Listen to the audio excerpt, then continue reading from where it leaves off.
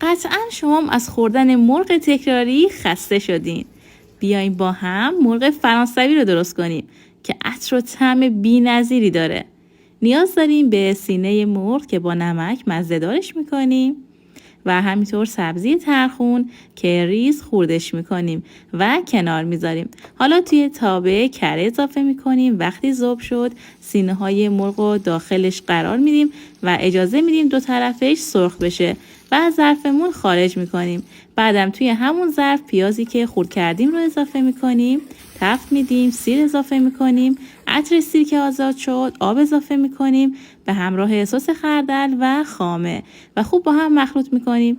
بعدم سینه های مرغ رو داخلش قرار میدیم، در ظرف رو میذاریم تا کاملا پخته بشه. به این مرحله که رسید سینه های مرغمون پخته شده، فلفل سیاه اضافه میکنیم و از ظرفمون خارج میکنیم و به سسمون ترخون رو اضافه میکنیم، مخلوط میکنیم و تمام. امیدوارم درست کنید و لذتشو ببرید. نوش جان.